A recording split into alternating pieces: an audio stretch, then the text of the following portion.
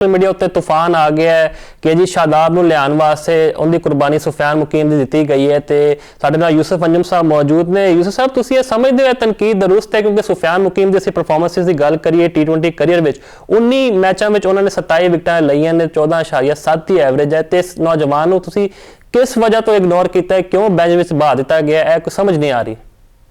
जी बिल्कुल मुफाद जी, तुम सही कह रहे हो कि इस वे जरा है कि सारे पास एक तूफान मचा है कि सुफियान मुकीम क्यों नहीं शामिल किया गया, क्योंकि तुहानू पता है कि शादाब खान इस वे बिग बैश लीग खेल रहे हैं। उन्होंने 4 तारीख से लैके 12 तारीख तक उन्होंने अपना मेरा इजाजत ली है, तो बिग बैश इजाजत मिली है वो पाकिस्तान टीम के वास्ते।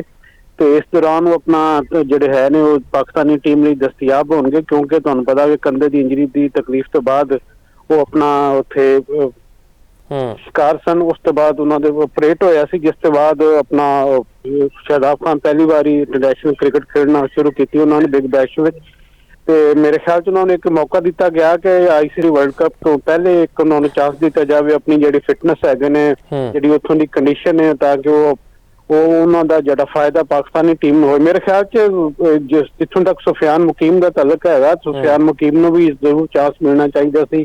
एक सिलेक्टर उन्होंने भी देख लेंगे कि उनकी फॉर्म ते फिटनेस कैसी हैगी उन्होंने कंडीशन में, क्योंकि साडा वर्ल्ड कप हैगा तो असीं हमेशा इस तरह के अपने तजर्बात करते रहने है। माजी च भी इस तरह के वाकयात ने कि असीं एन वक्तां ते अपनी टीमां तब्दील कीतियां ने। तो मेरे ख्याल से पाकिस्तान क्रिकेट बोर्ड ने उन्हें सारे एक ज़हन बना लेना चाहिए सी कि वो जो 15 मुंडे है वर्ल्ड कप स्क्वाड के उन्होंने श्रीलंका भेजा जाता तो ज्यादा बेहतर होंदा कि जो श्रीलंका च इस वेले बाबर आजम मौजूद ने, शहनशाह अफरीदी मौजूद ने, हारिस रऊफ मौजूद ने, उन्होंने श्रीलंका भिजवाना चाहिए सी। हुण साडी समझ नहीं आ रही कि पाकिस्तान क्रिकेट बोर्ड ने किस वजह तो आस्ट्रेलिया क्रिकेट आस्ट्रेलिया के अगे घुटने टेके ने कि सिर्फ वो अपना जो मुंडे ने एक ही उन्होंने खेलने की इजाजत दी है। सिर्फ असी क्यों ठेका ले रखा कि असी दूजिया नाराज नहीं करना? क्यों बाबर थानू पता है शाहीन भी टैलेंटेड खिलाड़ी ने, इन्हां दी सानू जरूरत है ताकि वो कंडीशंस नाल हम आहंग होण, अगे फिर वर्ल्ड कप है। तो क्यों असी जिहड़ा है ना आस्ट्रेलिया नू असी कि घुटने टेकते ने? वो भी तो अपनी लीग जिहड़ा बिग बैश नहीं खेडदे पे, उन्हां दे जिहड़े खिलाड़ी ने थानू पता है एशिया सीरीज उत्ते ज्यादा फोकस है। ते सानू की हो गया मुफाद असीं हमेशा ही इनके इस किस्म की पॉलिसी इख्तियार की है कि साडे जिहड़े क्रिकेट बोर्ड के ताल्लुकात ने दूजे मुल्कां नाल अच्छे रहन।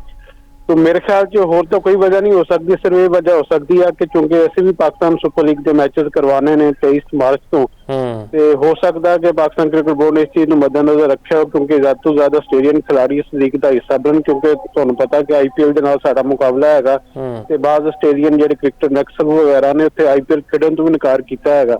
शायद ये कोई आपस में अंडरस्टैंडिंग होएगी पाकिस्तान क्रिकेट बोर्ड से क्रिकेट आस्ट्रेलिया के दरमियान कि उन्होंने जिहड़े मुंडे ने वो पाकिस्तान जाके खेडणगे, तो जिहड़े पाकिस्तानी मुंडे ने जिहड़े लीग का हिस्सा ने वो अपना जिहड़ा कॉन्ट्रैक्ट हैगा वो पूरा करनगे। लेकिन आइडियली तो ये सूरत हाल अच्छी होंदी कि जो पूरे का पूरा स्क्वाड ही असीं श्रीलंका वो भेजदे जिहड़ा जिन्हें वर्ल्ड कप खेलना हैगा, ताकि उत्थों की जिहड़ी कंडीशन ने उन्हां चों खेड के अपनी जिहड़ी फॉर्म ते फिटनेस नूं मजीद बेहतर कर सकन, उन्हां दे मोराल च इजाफा होंदा। लेकिन ये कि हुण क्योंकि चीज़ां हो गईयां ने, हो सकता कि पाकिस्तान क्रिकेट बोर्ड ने कोई इस प्लान किया हो कि असीं बाद की करना है। लेकिन बेहतर यह होंदा कि सिलेक्शन कमेटी ये टीम अनाउंस कर दी वो सारिया चीज़ां सारे मीडिया के सवाल जिहड़े हुण सोशल मीडिया ते तूफान मचिया होया सुफियान मुकीम के हवाले नाल, मास सदाकत के हवाले नाल, ये दोनों यंगस्टर है इन्होंने परफॉर्म किया। तो अगर बाकी जो मुंडे जा रहे हैं दुनिया तुसीं आजमा रहे हो वर्ल्ड कप तो पहले, तो इन्होंने भी मौका देना चाहिए है। ਹੁਣ लगता यह है कि चूंकि उस तो बाद आस्ट्रेलिया की सीरीज होनी है पाकिस्तान में जी खेडी जानी है, उन्हें इनके एक बार फिर जो सारा स्क्वाड है उन्होंने शामिल कर लिया जाएगा।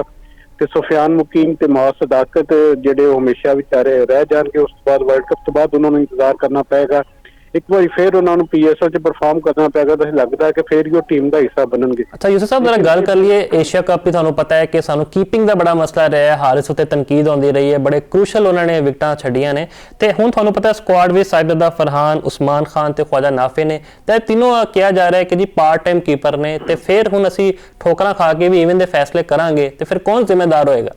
वर्ल्ड कप तो बड़ा बड़ा इवेंट है। हाँ बिल्कुल सही तुसीं कह रहे हो मुफाज, पहली बारी चीज़ां नहीं असीं वेख रहे, हमेशा असीं वेखदे हां कि जिहड़े है ने नवे मुंडे पाउण दा तजर्बात एक जारी रहिंदा हैगा, खास तौर पर कीपिंग का शोबा। मेरे ख्याल जिनके T20 वर्ल्ड कप जिहड़ा एक वड्डा इवेंट हैगा, सारी दुनिया का उत्थे फोकस हैगा, सारी दुनिया सिर्फ इसे वर्ल्ड कप की तैयारी वास्ते सारा साल मसरूफ रहिंदी हैगी है। तो मेरे ख्याल च बेहतर सी कि ਸਾਨੂੰ ਕੋਈ ਤਜਰਬਾ ਨਹੀਂ ਕਰਨਾ ਚਾਹੀਦਾ ਸੀ। ਸਟੇਟ ਫਾਰਵਰਡ ਅਸੀਂ ਅਗਰ ਆਪਣਾ ਜਿਹੜਾ ਸੀਨੀਅਰ ਖਿਡਾਰੀ ਹੈ ਮੁਹੰਮਦ ਰਿਜ਼ਵਾਨ, ਉਹਨੂੰ ਇੱਕ ਵਾਰੀ ਫੇਰ ਮੌਕਾ ਦਿੰਦੇ ਤੇ ਮੇਰੇ ਖਿਆਲ 'ਚ ਜ਼ਿਆਦਾ ਫਾਇਦਾਮੰਦ ਹੋਣਾ ਸੀ।